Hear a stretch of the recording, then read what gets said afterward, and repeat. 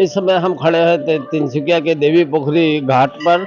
ये मंदिर बहुत प्राचीन मंदिर है और यहाँ पुत्र जीविका व्रत करने वाली महिलाएं यहाँ आने लगी हैं और यहाँ आकर वो स्नान करेंगी घाट पर। घाट पर स्नान करने के बाद वो जो है कथा सुनेंगी। ये पुत्र जीविका व्रत मैं आपको बता दूं कि बिहार, झारखंड, उत्तर प्रदेश के अलावा भारतवर्ष के विभिन्न राज्यों में मनाया जाता है। यह इस व्रत की सबसे विशेषता यह है कि ये व्रत जो है माताएं अपने पुत्र के दीर्घायु के लिए करती हैं और इसका जो है 5 तारीख को नहा खा के इन लोगों ने व्रत प्रारंभ किया था। आज दूसरा दिन है और कल इसका पालन करेंगे सुबह। तो हम दिखाते हैं किस तरह महिलाएं इस पुत्र जीविका व्रत को करती है। आइए हम ले चलते हैं आपको दिखाने।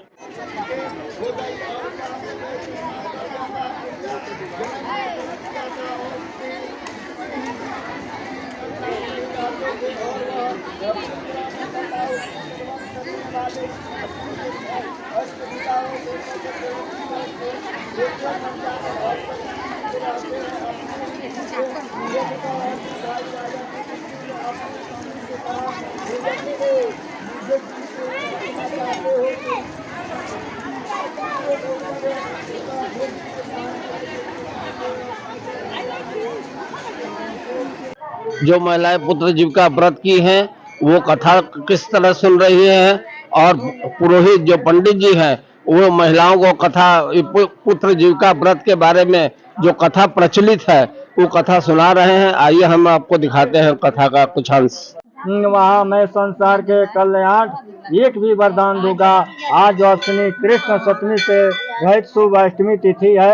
आज ही तुमने यहाँ की प्रजा को जीवन दान दिया है। ये वत्स आपसे यह दिन ब्राह्मणो भाव है और जो मूर्ति भेद से विधि नामों से विख्याता है वहीं त्रिलोक से पूजित दुर्गा अमृत प्राप्त करने का अर्थ में जीवित पुत्रिका कहलाई गई है।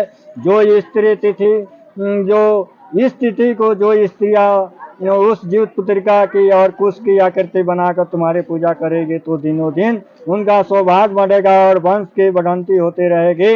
हे महाभाग, इस विषय में विचार करने की आवश्यकता नहीं है। हे राजन, सप्तमी से रहित और उदय तिथि अष्टमी को व्रत करे, यानी सप्तमी से विद अष्टमी जिस दिन हो उस दिन व्रत ना करे, शुद्ध अष्टमी को व्रत करे और नवमी को पारण करे। इस पर ध्यान ना दिया गया हो तो फल नष्ट ही हो जाएगा।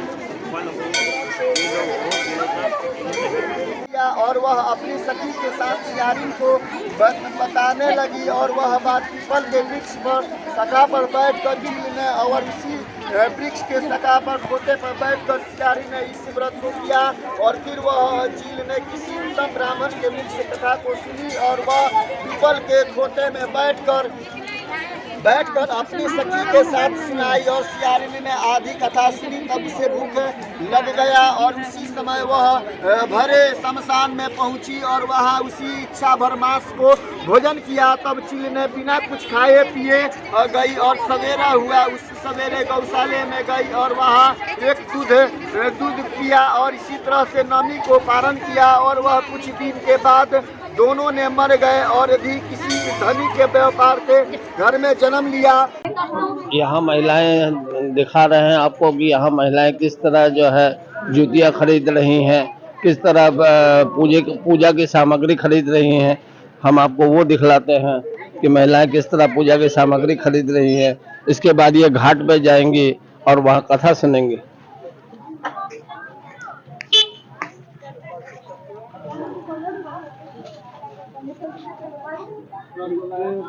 आपको दिखा रहे हैं किस तरह रंग बिरंगी यहाँ जूतियाँ जो है बिक रही है और महिलाएं जूतियाँ खरीद रही हैं। सिंदूर है, टिकुली है, बिंदी है, ये सब भी महिलाएं खरीद रही हैं। और इसके बाद ये जाएंगी घाट पे और कथा सुनेंगी, पूजा अर्चना करेंगी। उसके बाद अपने अपने घरों को जाएंगी।